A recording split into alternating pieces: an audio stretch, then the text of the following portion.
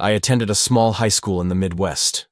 It was the kind where the entire school seemed to revolve around Friday night football games. Our graduating class had maybe 175 students, and everyone knew everyone else's business. It wasn't the most fancy school like the ones you see in the movies, but I liked it. I met other students there, and up until today, I still consider them to be my best friends. Like in all schools, different groups are formed based on interests. The athletes, the band kids, the academic overachievers, the nerds. And then again, like in every school, you had the outsiders, the kids that just don't seem to fit anywhere. Dominic was one of them. He transferred to our school junior year, and from day one, something was generally strange about him. Not in an obvious way. He dressed normally, carried himself well, even had decent grades. But he never made real connections with anyone. It wasn't that he had tried and failed countless times, but I got the impression he didn't want to either. I shared third period grammar with Dominic. He always sat in the back corner, took notes in his notebook, but never participated in group work. When forced into partnerships, he'd do his share silently, then retreat back to his corner. The other students started making comments. Nothing overtly cruel at first, just observations about how he ate lunch alone or how he'd disappear immediately after school. As weeks passed, the comments evolved into something uglier. A group of guys from the wrestling team made out Dominic as their bullying target. They'd bump into him in hallways, knock his books off desks, make snide remarks about him being the creepiest guy at school. I don't know if it was ever brought to the attention of any of our teachers. I think not. And our grammar teacher, Mr. Larson, was nearing retirement and had long since stopped caring about anything beyond getting through his lessons. One day, after a particularly rough encounter where someone had poured a glass of water on Dominic's lab report, I felt so incredibly sorry for him that I decided to step up. Now, I'm not saying I fought off the wrestling team, because that would be too much, but I stayed behind to help him clean up and save whatever could be saved from his report. Dominic seemed surprised when I handed him paper towels. During the process of cleaning up, he actually quietly thanked me. It was the first time he'd even spoken to me apart from when schoolwork absolutely required it. After that, I made small efforts to acknowledge him. A nod in the hallway, or letting him borrow a pen when his ran out. Nothing major, just basic human decency. He started sitting one seat closer to the middle of the classroom, though still keeping his distance from everyone else. It didn't stop the bullying that he was still constantly getting at that point, but it genuinely seemed like he was beginning to warm up to me. The semester rolled on uneventfully until a Tuesday in early September. I was in 5th period history when the announcement came over the intercom. Lockdown. Our teacher's face went pale as she scrambled to lock the door and herd us into the designated safe corner. We huddled there for what felt like hours, but was probably only 45 minutes. When the all-clear finally came, we learned that someone had been spotted approaching the school with what appeared to be a weapon. Security cameras caught a figure in dark clothing carrying something long and metallic. Police had been called, the person fled before gaining entry, and the school went into immediate lockdown protocol. Classes were canceled for the rest of the day, and I'd be lying if I had been sad about it at the time. As we filed out, I noticed Dominic wasn't in the crowd of students being dismissed. He hadn't been in class that morning either, now that I thought about it. That evening, I was doing homework when I heard a soft knock at my bedroom window. Living in a single-story ranch house had its disadvantages. Anyone could access the windows. I pulled back the curtain to find Dominic standing in my backyard, his face barely visible in the darkness. My first instinct was to back away. How did he even know where I live? But something in his expression made me pause. I cracked the window open just enough to hear him speak. He asked if he could talk to me, and said he needed someone to listen. When I asked how he found my house, he admitted he'd followed my car once after school and memorized the route. Through the barely open window, Dominic confessed it had been him at the school today. He'd brought his grandfather's old hunting rifle, unloaded, planning to scare the wrestling team who'd been tormenting him and teach them a lesson. He described standing in the parking lot, gripping the rifle, imagining their faces when they saw him with it. But as he approached the doors, he got cold feet and aborted his plan. He turned and ran before anyone could identify him, ditching the rifle in a drainage ditch miles from school. He only found out later that the security cameras had caught him and the school went into lockdown. Now he didn't know what to do. He couldn't go home and was too scared to figure out what his stepdad would do to him once they figured out it was him. I was completely baffled at this point. First of all, I had to process the fact that Dominic had actually spoken in complete sentences, something I hadn't heard up until this point. Second, he just confessed to bringing a gun to a school. After thinking for a few seconds, I told him he needed to turn himself in, that running would only make things worse. He shook his head, backing away from the window. When I mentioned calling my parents, he disappeared into the darkness. I immediately woke my dad, who called the police while my mom sat with me, both of them alternating between concern and anger that I'd even opened the window. The police took my statement, and by morning, Dominic was in custody. They'd found him hiding in an abandoned barn on the outskirts of town. The rifle was recovered exactly where he'd said he left it. I do have to state that it was unloaded, as Dominic had said. But I guess that detail hardly mattered given the circumstances. The school brought in counselors, held assemblies about bullying and mental health. The wrestling team faced disciplinary action, though nothing that seemed proportional to their role in pushing Dominic to that point. Dominic himself was expelled, charged with making terrorist threats, and sentenced to juvenile detention followed by years of probation. I saw him once more years later, working at a gas station 2 towns over. He recognized me, gave a small nod, but we didn't speak. I'd shown him basic kindness, and I guess I could have seen us becoming friends over time.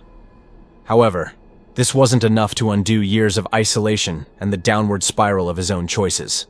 Sometimes I wonder if things could have been different if more people had made those small gestures of humanity earlier.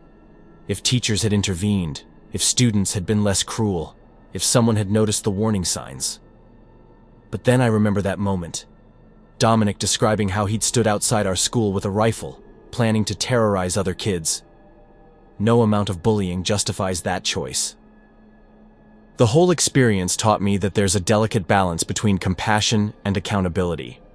Yes, Dominic was failed by many people, myself included. But he also made a decision that could have ended tragically. Both truths exist simultaneously, making the memory of that September lockdown one that still haunts me years later.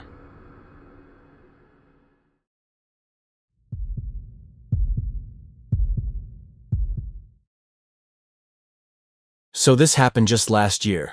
I work as a high school English teacher in a small town in northern Michigan, where it's just me and my niece living together. I say niece, but she's actually my cousin's daughter who I've been raising for the past 9 years. Back in 2014, my cousin Rachel died in a house fire that was ruled arson. Her ex-boyfriend was convicted of setting the fire and got 25 to life. The case made regional news because he'd been stalking her for months before it happened, and he was something you'd describe as a ticking time bomb. I teach 10th grade English at the same school my niece attends. She was a senior back then, so her classes are in a different wing of the building from mine. This incident happened on a Tuesday in early November, right after the first snow of the season had fallen the night before. Our school is pretty isolated. We're about a mile outside of town, mainly surrounded by forest. Cell service is spotty at best, which is why the school still relies on landlines and an intercom system from the 1990s. All things considered, it's pretty cool as we can pretty much do anything we want without having to worry about noise complaints.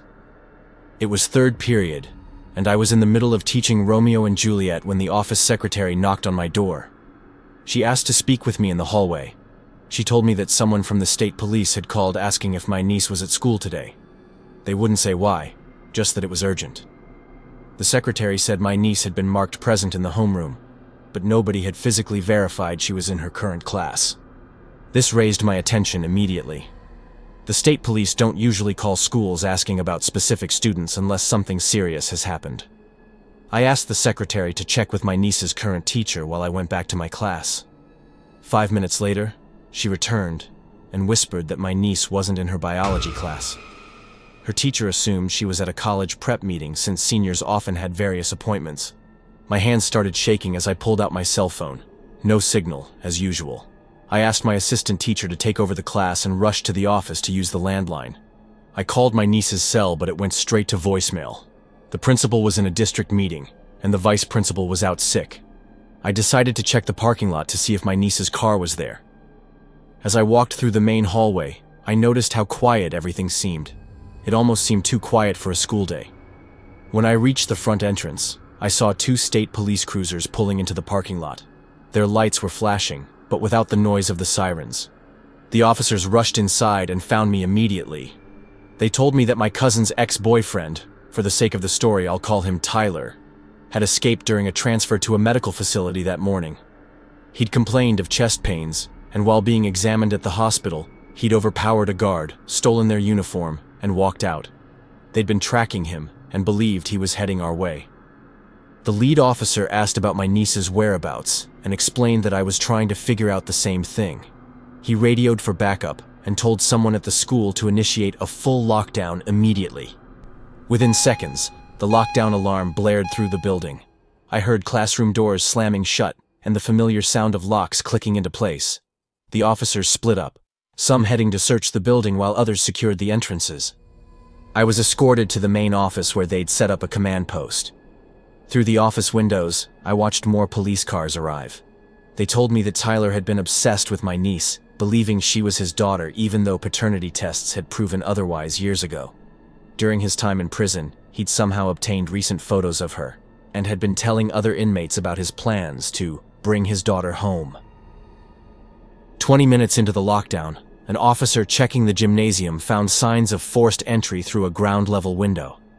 The glass had been carefully removed, and there were wet footprints leading inside, fresh snow that hadn't yet melted. They expanded the search, going room by room.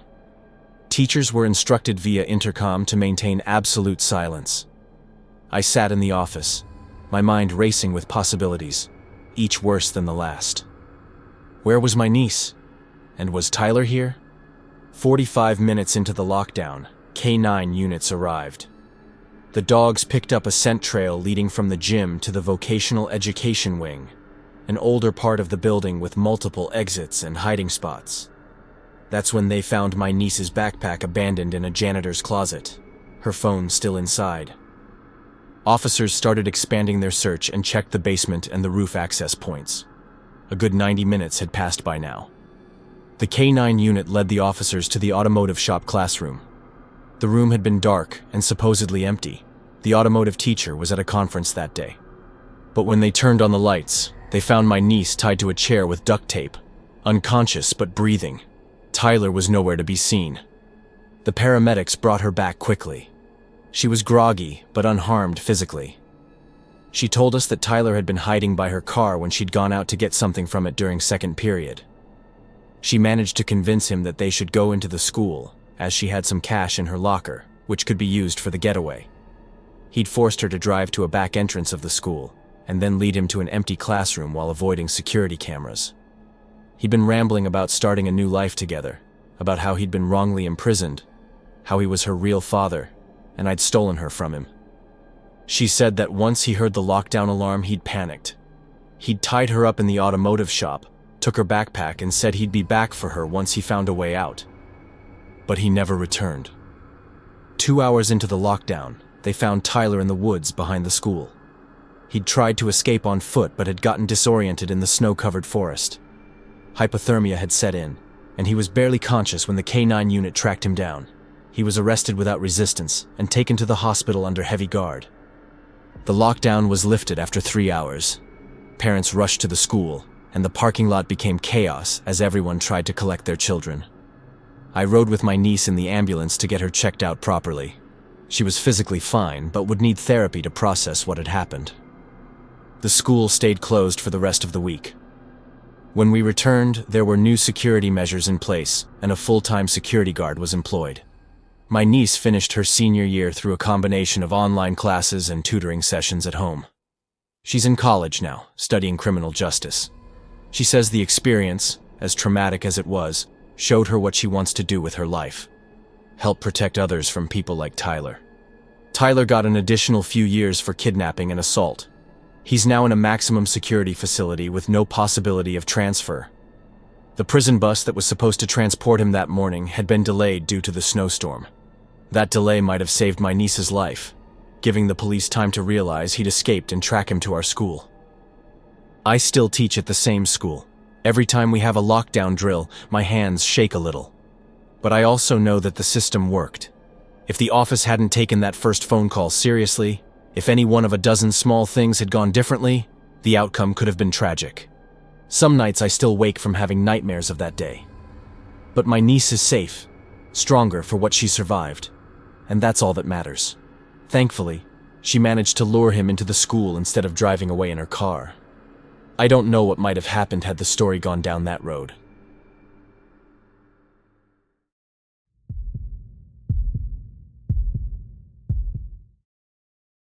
This happened during my senior year of high school. I'm 25 now, and even though it's been years, I still get anxious whenever I think back to this day. It was a Thursday morning, second period. I was in chemistry, sitting at one of those black lab tables with the gas hookups and sinks. We were in the middle of a titration experiment when the announcement came over the intercom. The voice was calm and exactly like every other drill we'd done that year. Nobody panicked. Mr. Rodriguez, our teacher, rolled his eyes and told everyone to turn off their Bunsen burners.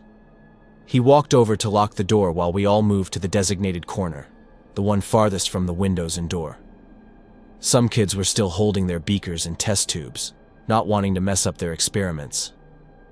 Everything seemed normal at first. We sat there on the cold tile floor, some students whispering about how these drills always happened at the worst times. A few were even joking around quietly. Usually, after about 5 minutes, they'd announce that the drill was over.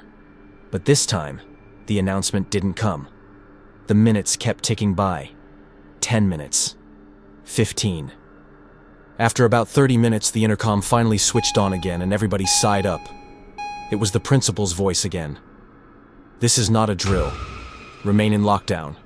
Do not open doors for anyone." The room went completely silent. Even the kids who'd been joking stopped immediately. Mr. Rodriguez's face changed. He pulled out his phone and started texting frantically.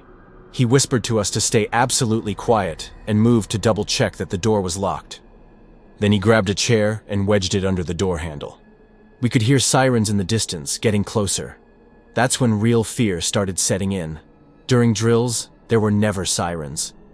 My best friend Sarah was sitting next to me, and I felt her grab my hand. About 20 minutes in, we heard footsteps in the hallway. Not the usual sound of students walking to class or teachers patrolling. They were slower. The footsteps stopped right outside our door. We all held our breath. Then came the voice. It was a man's voice, calm and gentle. He said he was from the main office and was here to check if everyone was okay. He said the lockdown was ending and we needed to come out to do a head count. Nobody said anything. We all just looked at each other in silence. The first thing anyone teaches you about lockdowns is not to open the door for anybody until the lockdown is officially declared over. Mr. Rodriguez looked at us and shook his head firmly. He mouthed the word "no" and held up his hand to keep us still. After a few seconds, the man knocked again, harder this time. He said we were being silly, that everything was fine. After another few moments in silence, he said something that made my blood run cold. He mentioned specific students by name. One of those was Sarah's and a few others. He said our parents were here to pick us up and we needed to come out now. But how did he know their names? How did he know we were in this specific room? The doorknob rattled. He was trying to get in. The chair under the handle held, but we could see the door straining against it. The overall feeling in the classroom was becoming increasingly distressed at this point, and some of the girls even started crying quietly. Mr. Rodriguez moved in front of us, like he was trying to shield us with his body. Then we heard a second man's voice join the other one. He sounded angry, demanding we open the door. He said he was a police officer and we were interfering with an evacuation.